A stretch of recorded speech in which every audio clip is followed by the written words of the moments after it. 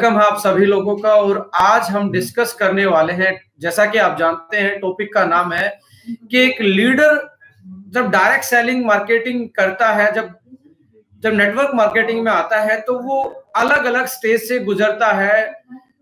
तो उन स्टेजेस पे उसके साथ क्या क्या एक्सपीरियंस आता है, शायद पुराने लीडर्स हैं वो जानते हैं, बट न्यू कमर्स के लिए बहुत इंपॉर्टेंट है कि वो किस स्टेज का है, कैसे कैसे उस स्टेज को पार करना है। और पुराने लोगों के लिए भी ये बड़ी अच्छी चीज रहेगी कि उनको पुराने दिन हम रियलाइज करवाएंगे इस ट्रेनिंग के माध्यम से। तो मैंने एक लीडर को इस नेटवर्क मार्केटिंग में 4 स्टेज में बांटा, उसकी जर्नी को 4 स्टेज कवर करके ही एक हाईएस्ट स्टेज पे पहुंचता है लीडरशिप की, या इस इंडस्ट्री में एक बड़ा चेहरा बनता है। तो पहली स्टेज की यदि मैं बात करूं तो पहली स्टेज में लीडर की ये पहली स्टेज रहती है 0 से 3 या 6 महीने तक की, यानी कि 3 से 6 महीने तक की ये पहली स्टेज रहती है लीडर के साथ। और इसमें होता क्या है कि जो भी नेटवर्क मार्केटिंग में आता है तो सबसे पहले उसका पहला रोल होता है उसको कंज्यूमर या रिटेलर बनना पड़ता है। और ये सबसे बेस है हमारी नेटवर्क मार्केटिंग का कि कंज्यूमर बने बिना या प्रोडक्ट को रिटेल करने किए बिना या प्रोडक्ट को प्रमोट किए बिना आप चौथी स्टेज के लीडर, इस इंडस्ट्री के लीडर नहीं बन सकते।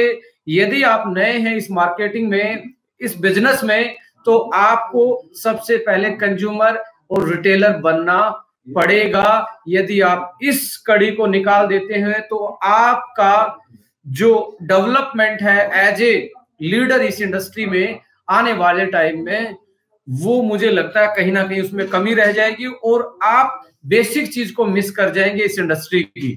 तो as a consumer, as a retailer आप बनते हैं पहले जैसे ही ये इंडस्ट्री स्टार्ट होती है। तो इसमें होता क्या है, जैसे आपने प्रोडक्ट खरीदा, आपने बिजनेस अपॉर्चुनिटी ली, तो आपके ड्रीम बहुत हाई होते हैं। क्योंकि हमारी नेटवर्क मार्केटिंग इंडिया में हमारे जो पुराने लीडर हैं वो ड्रीम बिल्डर बहुत अच्छे हैं, वो सपने बहुत अच्छे दिखाते हैं। एज ए न्यू कमर हम एकदम से बड़ा ड्रीम ले लेते हैं कि इसमें गाड़ी आ सकती है, इसमें पैसा बन सकता है, इसमें सारी चीजें बन सकती हैं। और ये होता भी है, इस इंडस्ट्री में बड़ा पैसा भी आता है, आफ्टर सम टाइम आपके ड्रीम भी पूरे होते हैं। बट स्टार्टिंग में जब हम किसी का ड्रीम बिल्ड कर देते हैं और उसकी नॉलेज नहीं होती उसको, तो लैक ऑफ नॉलेज और जो ड्रीम है वो कहीं ना कहीं किलिंग का, मुझे जो टेक्निकल एरर लगी है फर्स्ट स्टेज ऑफ लीडरशिप में, फर्स्ट स्टेज ऑफ जर्नी है जो, उसमें हाई ड्रीम की वजह से और विदाउट नॉलेज की वजह से किलिंग हो जाती है, डेथ रेशो हो जाती है। यानी कि जो हमारे साथ जुड़ता है उसका ज्यादा हाई ड्रीम कर दिया स्टार्टिंग में ही, वही चीज उसको आने वाले टाइम में, मतलब उसके लिए एक तरीके का पॉइजन साबित होती है। हाई एनर्जी होती है फर्स्ट स्टेज में, आदमी बड़े दावे करता है दूसरों को देख के, ये हो जाएगा वो हो जाएगा, वो जाके बेचारा सेमिनार से हाई ड्रीम लेके जाता है, फील्ड में जाता है, एनर्जी दिखाता है कि मेरी कार आ जाएगी, मेरा ये आ जाएगा, मेरा वो आ जाएगा। बट हाई एनर्जी के साथ उसके पास, बेचारे के पास डायरेक्शन नहीं है, कि उसको पता नहीं ये आएगा कैसे। ये तो पता लग गया आ सकता है क्योंकि बहुत सारे लीडरों को स्टेज से उसने सुना है, देखा है, बट उसके पास डायरेक्शन नहीं होती। तो लोग उसका मजाक उड़ाते हैं कि तेरी आ जाएगी तो मैं ज्वाइन कर लूंगा। तो हमें, जब हम किसी पुराने लीडर्स के लिए मेरी यही एडवाइस है, फर्स्ट स्टेज ऑफ लीडर जब कोई बंदा नया ज्वाइन करता है तो उसका हाई ड्रीम बिल्ड ना करें, उसकी हाई एनर्जी को उस मोटिवेट ना करें, क्योंकि उसको डायरेक्शन, लैक ऑफ डायरेक्शन है, लैक ऑफ नॉलेज है वो। तो उस स्टेज में हमें उसको प्रोडक्ट की सबसे ज्यादा यदि एडवाइस देना चाहिए, फर्स्ट स्टेज के लीडर प्रोडक्ट के बारे में ज्यादा फोकस करवाना चाहिए। जब वो प्रोडक्ट के बारे में ज्यादा फोकस करेगा, प्रोडक्ट को प्रमोट करेगा, तो उसका इंटरेस्ट जागेगा और वो टीम बिल्ड करना सीख जाएगा। यदि हम प्रोडक्ट की बजाय उसका ड्रीम बिल्ड कर देते हैं और उसकी हाई एनर्जी को हम गलत डायरेक्शन दे देते हैं, तो उसका डेथ रेशो ज्यादा हो जाता है। वो थोड़े दिन के बाद नेटवर्क मार्केटिंग के बारे में वही आदमी जाके नेगेटिव बोलता, क्योंकि जो ड्रीम हम कार और बड़ी शानो शौकत वाले दिखाते हैं वो इतने इजी नहीं है, वो इतने जल्दी पूरे होने वाले नहीं होते। तो आदमी 3 महीने 6 महीने वेट करता है, तो वही जो हमारे लिए एसेट बनना था वही हमारी इंडस्ट्री के बारे में नेगेटिव हो जाता है। तो हमें एज ए लीडर इस इंडस्ट्री का यदि भला करना है तो न्यू कमर का स्पेशली ध्यान रखना चाहिए कि हम ऐसे उसका जो वेलकम है हमें रियल चीजों के साथ करना चाहिए, प्रोडक्ट के साथ करना चाहिए, प्रोडक्ट की क्वालिटी के साथ, प्रोडक्ट के फीचर्स के साथ, और जर्नली इस नेटवर्क मार्केटिंग के बारे में बेसिक चीजों को ही बताना चाहिए। इस फर्स्ट स्टेज में होता क्या, न्यू कमर की इनकम लो होती है और एफर्ट लगाता तो है पर पता नहीं होता एफर्ट क्या लगाने हैं, तो अनडायरेक्शनल एफर्ट होते हैं, लो इनकम होती है, यानी कि यही रीजन है कि डेथ रेशो भी हाई होता है। और यूजुअली इस स्टेज को पार करने के लिए किसी भी फ्रेशर को 3 से 6 महीने लगते हैं। यदि आप 3 से 6 महीने इस नेटवर्क मार्केटिंग में टिक जाते हैं और प्रोडक्ट को अच्छे से जान लेते हैं और उसको अच्छे से प्रमोट करते हैं, तो आप एक छोटी सी रिटेलिंग टीम बना पाते हैं। छोटी सी रिटेलिंग टीम में आपके जनरली 3 से 6 महीने में 50 लोगों की टीम में आपके 4 से 5 लोग आपके एक्टिव मेंबर आपके साथ होते हैं। जनरली मेरा एनालिसिस है किसी के साथ 10 होंगे, किसी के साथ 2 भी हो सकते हैं, तो ये जनरली ऑन एवरेज है। इंपॉर्टेंट कंसर्न क्या है, फर्स्ट स्टेज जो पहले न्यू कमर है उनके साथ, टॉक मोर अबाउट प्रोडक्ट्स के बारे में ही ज्यादा बात करनी चाहिए और क्रिएट ए रिटेलिंग टीम। उसको बोलो कि रिटेलिंग टीम ही क्रिएट करो स्टार्टिंग में, ड्रीम बिल्ड ना करो, गाड़ी के सपने मत दिखाओ और ऐसी चीजें मत दिखाओ कि जो फर्स्ट स्टेज का लीडर है उसके लिए वो एक ऐसा अचीवमेंट ना बन जाए कि वो बेचारा उस अचीवमेंट के चक्कर में वो गलत डायरेक्शन पे ना चल पड़े। तो मैंने देखा है कि इस इंडस्ट्री का जो डार्क फेज है, जो पोंजी स्कीम है, वो कहीं ना कहीं इन्हीं स्टेज से निकले हुए फ्रेशर जो लीडर थे, जिनका बड़ा ड्रीम बिल्ड कर दिया था लीडरों ने अपने कुछ फायदे के लिए, वही लोग उस डार्क फेज में जाते हैं क्योंकि यहाँ पे उनके सपने पूरे होते उनको नजर नहीं आते, इसलिए वो अपनी डायरेक्शन गलत कर लेते हैं, रातों रात पैसे कमाने वाली स्कीमों में फंस जाते हैं बेचारे। तो फर्स्ट स्टेज के लीडर के लिए एक ही एडवाइस है, focus on the product and promote the product and retailing team को हमें इजाद करवाना चाहिए फर्स्ट स्टेज के लीडर से, राइट। और फर्स्ट स्टेज के लीडर को, फ्रेशर को हमेशा अपने सीनियर के साथ कनेक्टेड रहना चाहिए। डेली मुझे लगता है कि अपनी एक्टिविटी के बारे में शाम को डिस्कस करना चाहिए अपनी अपलाइन के साथ या अपने सुपर अपलाइन के साथ, सीनियर के साथ, जो लगता है आपको इस बिजनेस में एक ठीक ठाक नॉलेज रखता है, उसकी एडवाइस, उसके साथ कनेक्टिविटी बहुत इंपॉर्टेंट है। सीनियर की इज्जत करना बहुत इंपॉर्टेंट है। उनके साथ कनेक्ट नहीं रहेंगे तो आप अपने आप ठोकरे खा के तो सीखेंगे, बट समटाइम क्या होता है कि आप सीखने से ज्यादा गवा देते हैं तो आपकी डायरेक्शन चेंज हो सकती है। तो एक डायरेक्शन में फोकस रहने के लिए आपको हमेशा सीनियर से कनेक्ट रहना चाहिए, राइट। अब आती है, जैसे आप 3 से 6 महीने लगा लेते हो किसी भी प्लेटफॉर्म पे, तो उसके बाद आती है second stage of second journey आती है, सेकंड स्टेज आती है जर्नी की हमारी नेटवर्क मार्केटिंग। इसमें क्या होता है, हम कंज्यूमर तो चाहे वो फोर्थ स्टेज का हो, फर्स्ट स्टेज का हो, थर्ड स्टेज का कंज्यूमर, सेकंड स्टेज में छोटी सी टीम हो जाती है, बट बेचारे की प्रॉब्लम हैंडलिंग कैपेबिलिटी कम होती है तो उसके सामने प्रॉब्लम ज्यादा होती है। छोटी टीम, प्रॉब्लम बड़ी, तो इसमें होगा क्या, हाई एफर्ट लगाता है और इनकम जर्नल मिलती है सेकंड स्टेज में जाके। एफर्ट इसलिए हाई लगते हैं क्योंकि ज्यादा प्रॉब्लम हैंडलिंग उसको आती नहीं है, ज्यादा कंसल्टेंसी आती नहीं है। तो इस स्टेज में सीनियर का काम है कि उसकी कंसल्टेंसी पावर को इंप्रूव करें, उसकी जो समझाने की शक्ति है उसको ज्यादा, उस टैलेंट को देखें और उस पर काम करें और उसको ज्यादा प्रमोट करें उस एक्टिविटी को। और साथ में क्या होता है, मोस्ट स्ट्रगलिंग फेज यदि मैं मानूं नेटवर्क मार्केटिंग का, तो वो सेकंड स्टेज है। This is the most struggling phase, जो 6 महीने से 1 साल के बीच में होता है, जो 3 महीने से 6 महीने के बीच में होता है। रीजन क्या है, क्योंकि आपके पास 5-10 लोग आप जैसे ही आपके साथ कनेक्ट हो जाते हैं, वो फ्रेशर थे बेचारे, आपको भी ज्यादा प्रॉब्लम हैंडलिंग नहीं आती, वो आपसे बार बार में प्रॉब्लम के लिए सॉल्यूशन के लिए पूछते हैं। आप डिपेंडेंट हो अपने सीनियर्स के साथ, आपके सामने एक बड़ा चैलेंज आता है तो आप उस टाइम फ्रस्ट्रेटेड भी रहते हो, यार किसी ने फोन नहीं उठा, ये नहीं आया, प्रोडक्ट का डिस्पैच नंबर चाहिए, ये चाहिए, वो चाहिए, बहुत सारी तरह की क्वेरीज आती है। उस स्टेज में ही मोस्ट स्ट्रगलिंग फेज मानी जाती है। पर इसमें एक अच्छी चीज भी है सेकंड स्टेज में, यानी कि 6 से 9 महीने, 1 साल की जर्नी में, कि it is the most learning phase of the Indian direct selling. ये सबसे ज्यादा लर्निंग फेज है और मेरा मानना है अर्निंग से ज्यादा इंपॉर्टेंट इस स्टेज में लर्निंग ज्यादा है। यदि आप पैसे के चक्कर में ज्यादा पड़ जाते हैं स्टार्टिंग के 6 महीने में, तो आपकी अर्निंग्स ज्यादा नहीं होंगी और आपकी लर्निंग्स भी आप गवा देंगे। छोटा लालच नहीं करना है आपको। स्टार्टिंग के 6 महीने में आपको अर्निंग की बजाय लर्निंग पे फोकस करना है। प्लान कैसे प्रेजेंट करना है, प्रोडक्ट कैसे बताना है, बिजनेस की अपॉर्चुनिटी कैसे शेयर करनी है, लोगों को कनेक्ट कैसे करना है, कम्युनिकेशन स्किल्स क्या होते हैं, बॉडी लैंग्वेज क्या होती है, सीनियर, जूनियर और जो हमारे से बड़े लीडर हैं वो कैसे बात करते हैं। हमें एक आइडियल मान के किसी को भी अच्छी बुक पढ़नी चाहिए इस स्टेज में, क्योंकि आप इस स्टेज में जब लर्निंग ज्यादा करेंगे तो आने वाली जो थर्ड स्टेज है वो, माय डियर फ्रेंड्स, अर्निंग की ज्यादा होती है, क्योंकि आप लर्न कर चुके होते हो सेकंड स्टेज तक, और इस स्टेज को पार करने में आपको लगभग 1 साल लग जाता है। और टीम साइज इसमें आपका सैकड़ों में होता है, 200-300 की टीम साइज होता है, 10 से 15 लोग आपके साथ एक्टिव रहते हैं।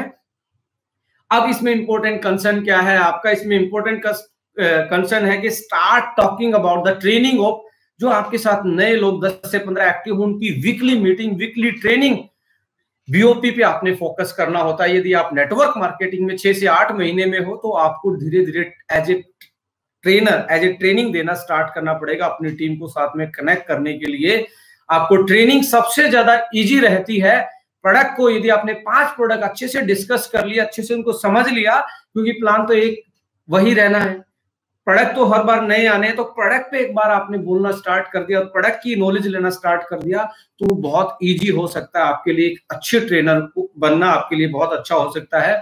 तो प्रोडक्ट ट्रेनिंग से स्टार्ट करके बिजनेस ट्रेनिंग, बिजनेस की साइकोलॉजी को समझना, ये ट्रेनिंग अपनी टीम को देना स्टार्ट करना है।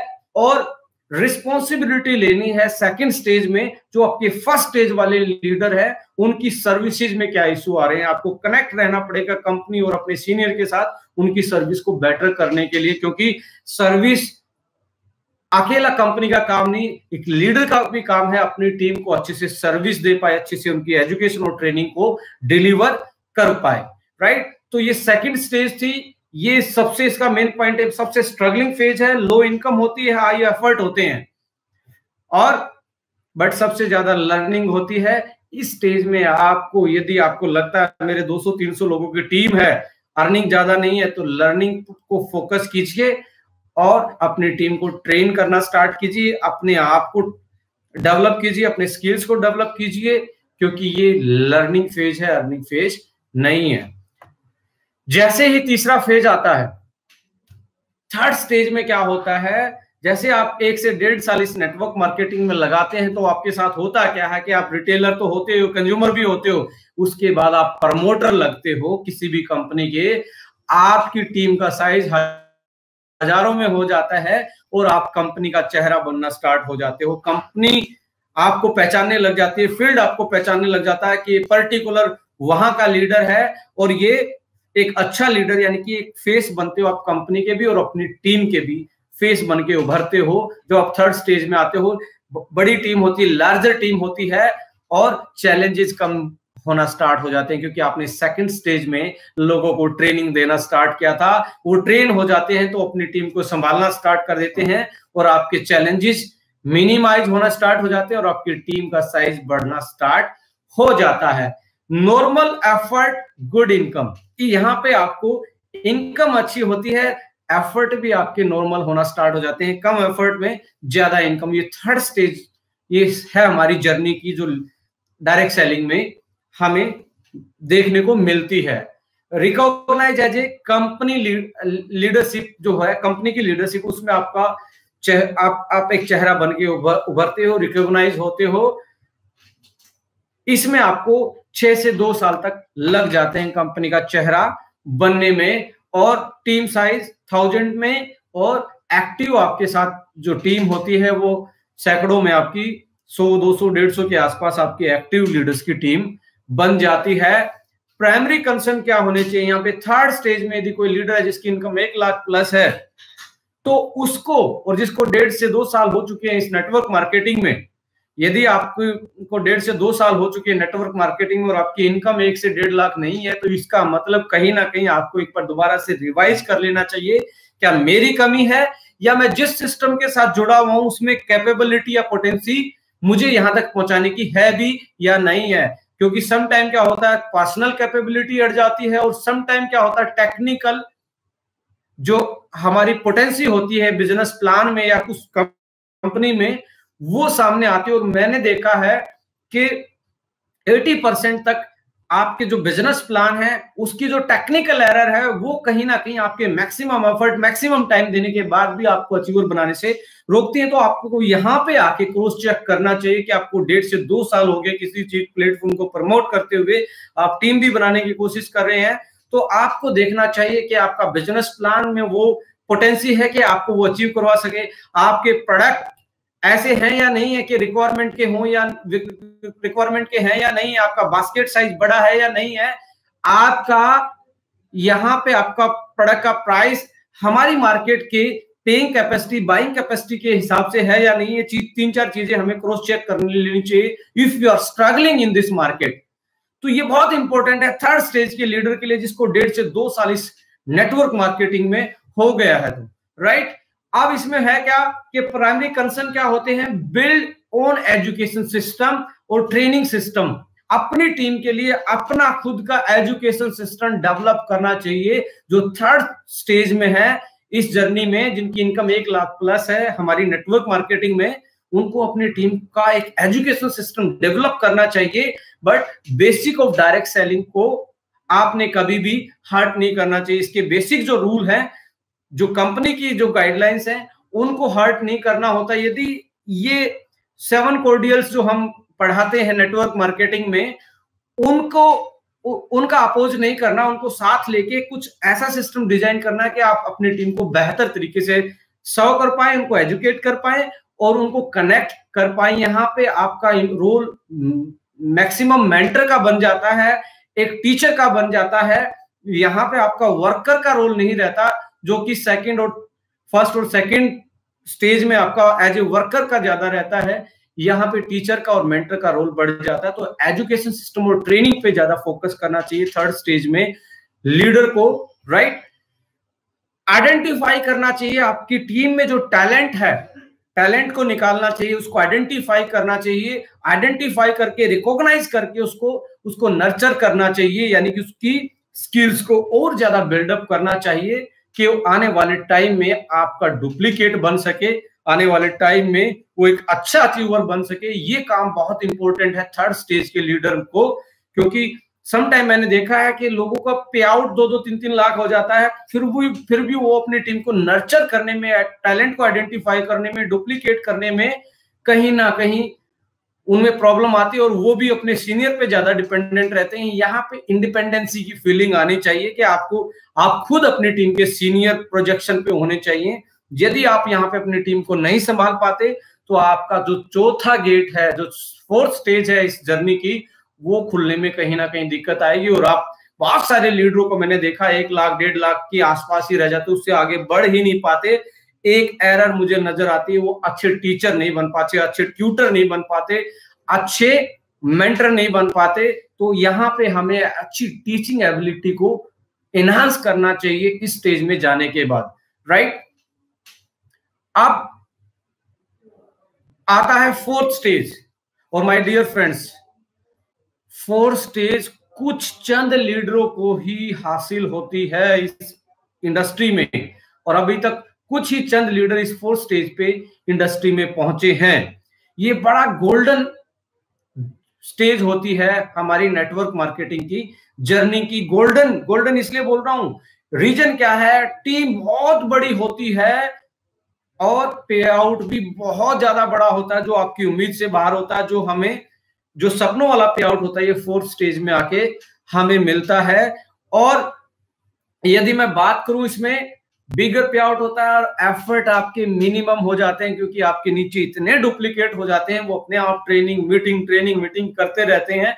आपको बस स्टेज पे जाके हाथ हिलाना होता है, लोग तालियां बजाते हैं आपकी छोटी छोटी बातों पे, क्योंकि आप उनके लिए ब्रांड आइकन बन जाते हैं। ये 4 स्टेज है। मिनिमम एफर्ट, अनलिमिटेड इनकम आती है, नेम फेम, इंडस्ट्री में सेलिब्रिटी आप उभरते हो। आप देखते हैं कि आप जिस प्लेटफॉर्म के साथ बैठे हैं, जिस प्लेटफॉर्म को प्रमोट कर रहे हैं, आपको पता है दूसरे प्लेटफॉर्म पे उनके अचीवर कौन कौन है, किसका कितने का बड़ा, जो बड़े लीडर हैं वो इंडस्ट्री का चेहरा बनते हैं। ये 4th स्टेज है। और 4th स्टेज में भी 2 चीजें हैं। यदि मैं देखूं तो 4th स्टेज में है आपकी नेशनल इंडस्ट्री, जो है हमारी इंडियन इंडस्ट्री है, उसका चेहरा बनना। और इसका भी 2nd स्टेज है इंटरनेशनल चेहरा बनना। अनफॉर्चुनेटली हमारी इंडस्ट्री में, हमारी डायरेक्ट सेलिंग में अनफॉर्चुनेटली अभी तक इंटरनेशनल लीडरशिप है या इंटरनेशनल जो चेहरा है, हमारी इंडस्ट्री अभी तक दे नहीं पाई है इंडियन डायरेक्ट सेलिंग। तो ये एक खाली जगह बैठी है। यदि मेरे सीनियर लोग मुझे सुन रहे हैं तो आपकी नजर इंडियन इंडस्ट्री के बाद जो सीट खाली पड़ी है भारतीय लीडरशिप की, जो इंटरनेशनल चेहरा बन सकती हैं, उस पे आपकी नजरें होनी चाहिए। और आपका इंपॉर्टेंट रोल, और इसमें टाइम कितना लगता है, 3 से 5 साल लगते हैं 4थी स्टेज पे जाने में। और आपकी रिस्पॉन्सिबिलिटी क्या है, जो 4th स्टेज के लीडर है, आपकी रिस्पॉन्सिबिलिटी सबसे ज्यादा मुझे जो लगती है, जिसका 10 लाख 8 लाख 20 लाख या 3 से 5 साल इस इंडस्ट्री में हो गए हैं, जिनका इतना पे आउट है, जो इंडस्ट्री उनको पहचानने लगी है, उनका एक ही काम है कि उनको अपनी टीम में ड्रीम बिल्डर का ट्रेनिंग देनी चाहिए, ड्रीम बिल्ड की, क्योंकि वो एक आइकन है सक्सेस का। क्योंकि उसको देख के बहुत सारे लोगों ने इस नेटवर्क मार्केटिंग को स्टार्ट किया है, इसको देख के बहुत सारे लोग कनेक्ट हुए हैं, इंस्पायर हुए हैं। तो उसको हम एक यूनिक लीग क्रिएट करनी चाहिए एजुकेशन सिस्टम की। वो बड़ा ड्रीमर होना चाहिए और ड्रीम बिल्ड करना चाहिए अपनी टीम में। जूनियर्स लीडर्स की हेल्प करनी चाहिए कि वो भी एक बड़ा अचीव कर सके। समटाइम क्या होता है, बहुत सारे लीड मैंने देखा इस इंडस्ट्री में, जैसे ही वो 4th स्टेज में पहुंचते हैं, इस इंडस्ट्री के आइकन बनते हैं, तो नीचे वाले को दबाने लग जाते हैं कि कभी ये ना आ जाए। आपको इंटरनेशनल सीट की तरफ, इंटरनेशनल चेहरे की तरफ जाना चाहिए और नीचे वाले लोगों को नेशनल चेहरे की तरफ आपको बढ़ने से आपने प्रमोट करना चाहिए। ये बहुत इंपॉर्टेंट है। यहाँ पे आके सबसे ज्यादा जो डेंजरस चीज है किसी भी लीडर के लिए, वो ईगो है, वो इनसिक्योरिटी है, कभी ये मेरी जगह ना ले ले। मेरा मानना है यदि आपकी टीम से कोई टैलेंटेड है, उनको आगे बढ़ाएं, उनको नेशनल चेहरा बनाएं। और आप जब उनको नेशनल चेहरा बनाएंगे तो आप इंटरनेशनल चेहरा बन सकते हैं और उस सीट पे विराजमान हो सकते हैं, जो अभी तक इंडियन डायरेक्ट सेलिंग में हुआ नहीं है। राइट?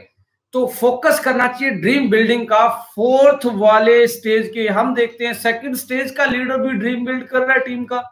भाई सबसे पहले तो अचीव करके उसको लोगों को दिखा के ब्रांड आइकन बन, उसके बाद आपको ड्रीम बिल्डर बनना चाहिए।